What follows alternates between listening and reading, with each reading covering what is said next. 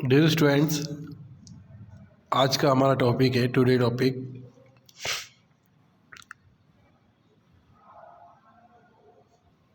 Circle. ठीक है, circle की हम बात करेंगे।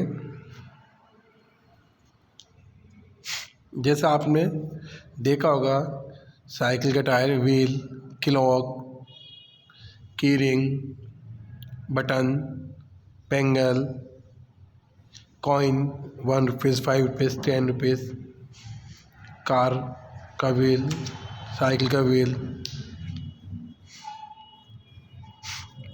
ठीक है, ये तो इसके एग्जाम्पल्स हुए।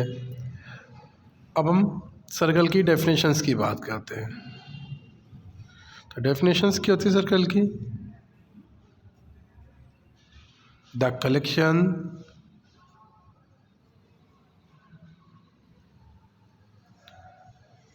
of all the points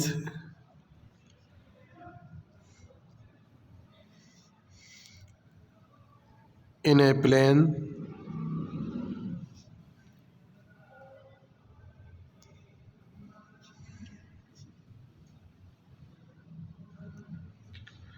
which are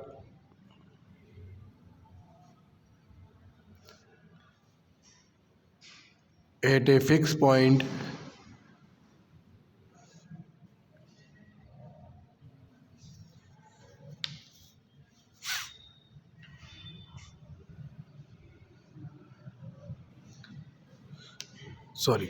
fixed distance from a fixed point।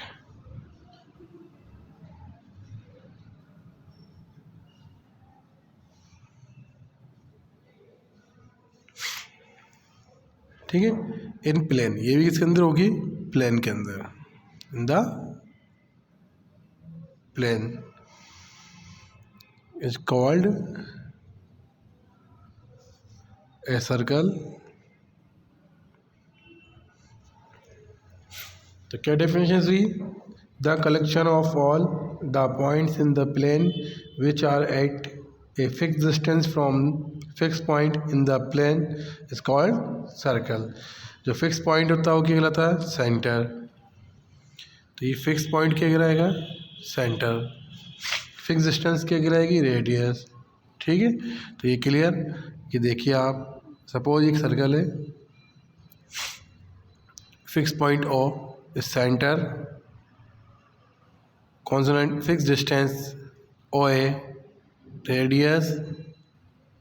ठीक है, और ऑल पॉइंट्स से मिलकर क्या होता है? Circle. Collection of all points.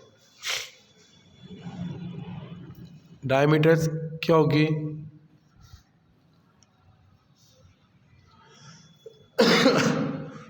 Twice radius किसके इक्वल होती है? डायमीटर है। तो diameter equal to 2 into are.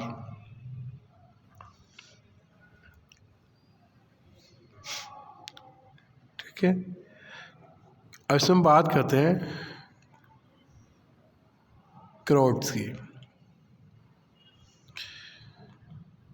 तो सर्कल के दो पॉइंट्स को ज्वाइन करना में, join 2 points in circle is क्रोड।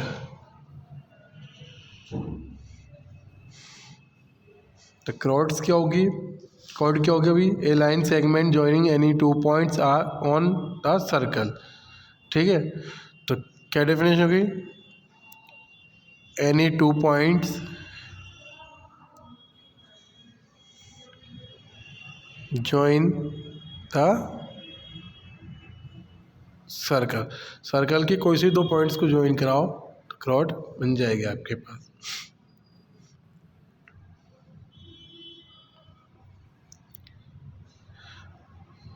Largest crores कौन सी होती है? डायमीटर्स। क्यू सेंटर से जाती है इसलिए।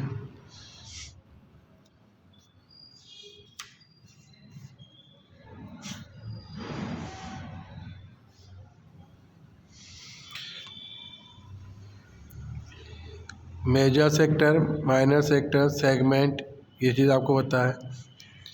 ठीक है, आर्क किसी भी सर्किल पे कट किया जाए, जैसे ए से तो पी से क्यू, तो क्या क्या P Q arc,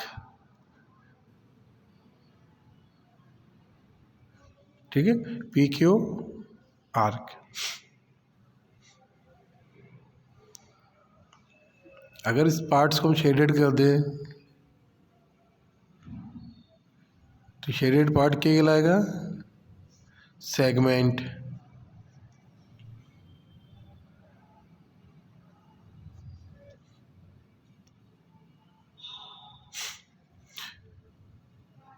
to radius से जो शेडेड पार्ट बनेगा मिलकर वो क्या कहलाएगा, सेक्टर। तो ये हमने इन दोनों फिगर्स में ही सब कुछ बताने की आपको कोशिश की है, ठीक है। अब देखो इस चैप्टर में मेन जो पूरा चैप्टर वर्क करता है वो थ्योरम्स के ऊपर है। Theorem 1 10.1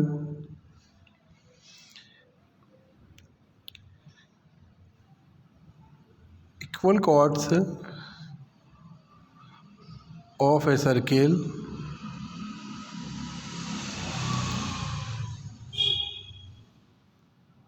subtend equal angles at the center।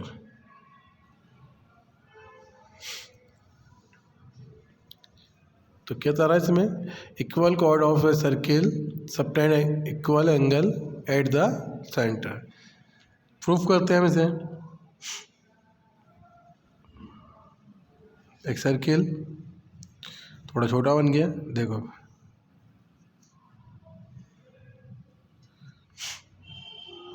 ये इसमें कॉर्ड्स है ए बी और एक सपोज करो ये सी डी,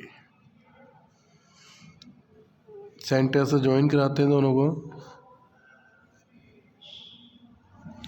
अब क्या गिवन है आपके पास, ए बी इक्वल है सी डी के, ये गिवन। प्रूफ करना है angle A O B equal to C O D.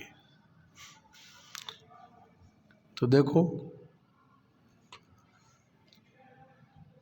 Triangle A O B and C O D में side A B equal to C D is given.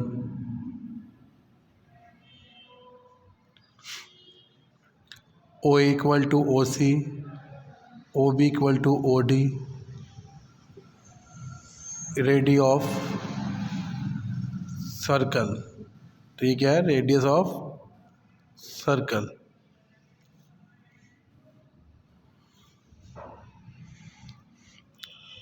तो by S S rule से क्या congruents हो गया, triangle A O B congruents C O D by side side side congruence rules. By C B C D से क्या हो गया, angle A O B is equal to C O D by C P C T, ठीक है।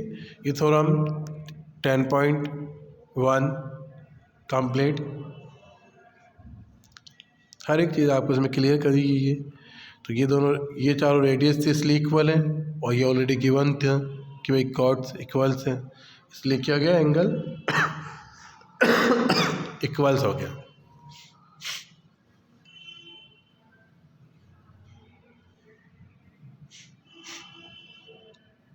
इसका conversion भी है 10.2 का, तो उसमें क्या होगा कि एंगल इक्वल है तो क्रॉड्स भी क्या होंगे, इक्वल। ओके, तो इतना सा आपको इंटरचेंज करना होगा कि एंगल्स को यहाँ लिखना होगा और इसके बाद में प्रूफ करना होगा।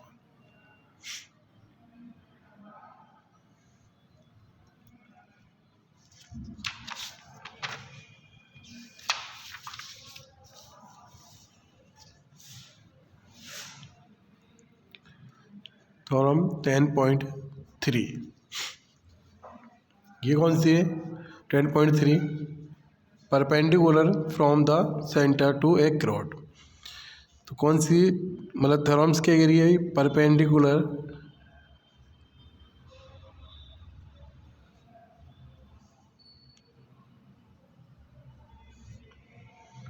From the centre to a crowd.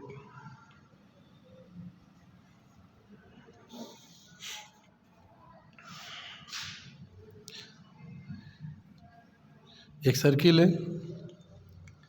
जिसका सेंटर पॉइंट O, इसमें क्रॉड ए बी और इस पर ये OM परपेंडिकुलर है। ठीक है, तो आपको प्रूफ करना है पहले तो given OM perpendicular AP and proof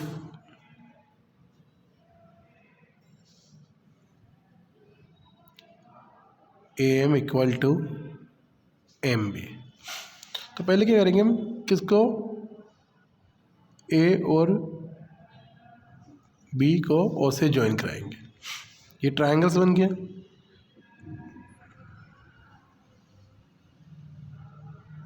तो दोनों ट्रायंगल्स हमने लिए AOM एंड BOM। तो इसमें देखो OM equal to OM is common side,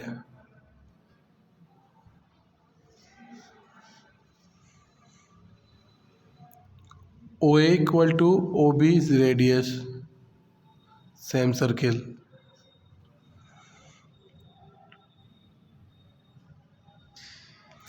angle AMO BAMO each angle 90 degree। Triangle AOM is congruent BOM by RHS rules।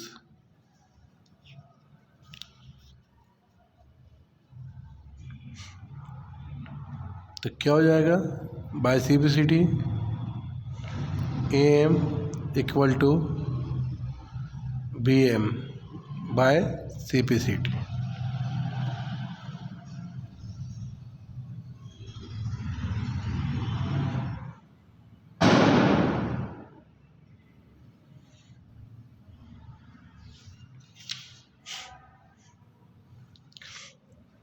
तो इन theorems की help पे 10.1 और 10.2 के क्वेश्चंस आपको सोल्व करने हैं।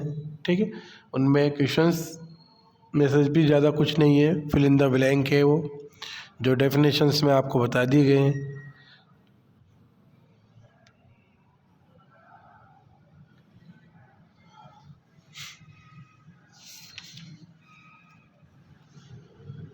एंड ट्रू फॉल्स है तो वो आपको सॉल्व करना है।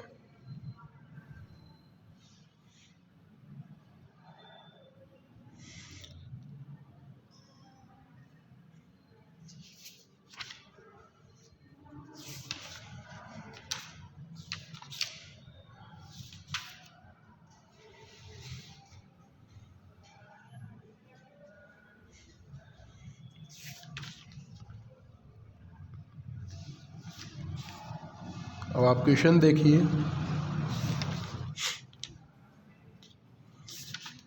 टेन पॉइंट वन में question first, the centre of circle lie in of a circle.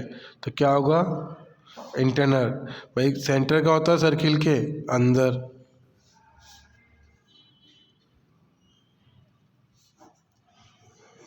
तो सेंटर है, सेंटर कहाँ पर है भाई, कहाँ इंक्लूड है, अंदर। तो इसको कहते हैं इंटीरियर।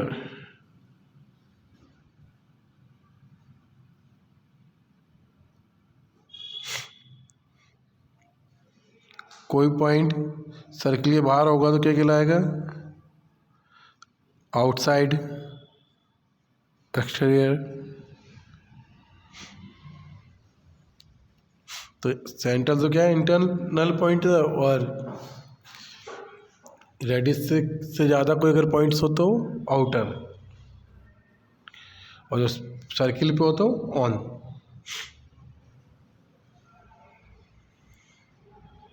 तो ऐसे क्वेश्चन आपको सॉल्व करने हैं। फिल इन द ब्लैंक्स से ज़्यादा कुछ नहीं जो अपने रेफरेंसेस में लिखा है।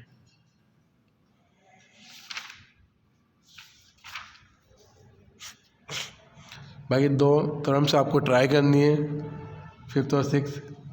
नहीं आया तो आप नेक्स्ट क्लास में पूछ सकते हो।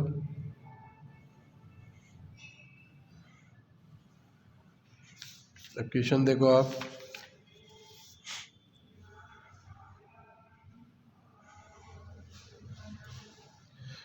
तो 10.2 में सब्जेक्ट क्वेश्चन दे रखा है।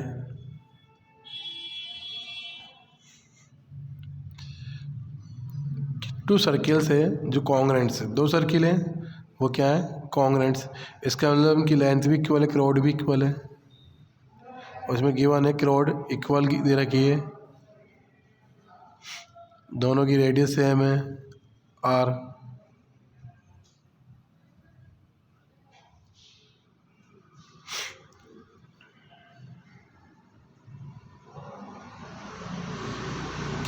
तो हमें प्रूफ करना है इसमें कि इनके एंगल भी क्या होंगे इक्वल। तो ये एंगल्स क्या होंगे इक्वल, ये प्रूफ करना है। तो हम ट्राई करते हैं। O equal to C P, radius क्योंकि गिवन है रेडियस इक्वल है। O B equal to P D, ये भी रेडियस गिवन है। क्रोड ए बी और सी डी भी इक्वल दे रखी है, इसलिए क्या हो गया triangles A O B is congruence C P D. तो ये दोनों ऑलरेडी हर चीज़ गिवन पे, रेडियस दोनों की सेम है किस कॉन्ग्रेंस ट्राइंगल से, इसलिए और इनकी क्रोड भी इक्वल है। तो क्या हो गया साइड रूल से दोनों कॉन्ग्रेंट्स हो गए, तो इससे एंगल्स भी क्या हो जाएंगे equal by C P C T.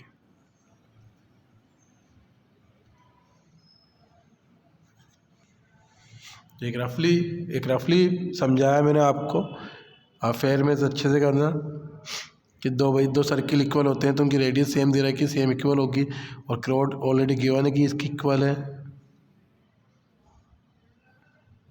ठीक है, और रेडियस तो इक्वल ही, तो इसलिए कॉन्ग्रेंट्स हो गए, तो एंगल्स भी क्या हो गया इक्वल। बाकी क्वेश्चंस नेक्स्ट क्लास में।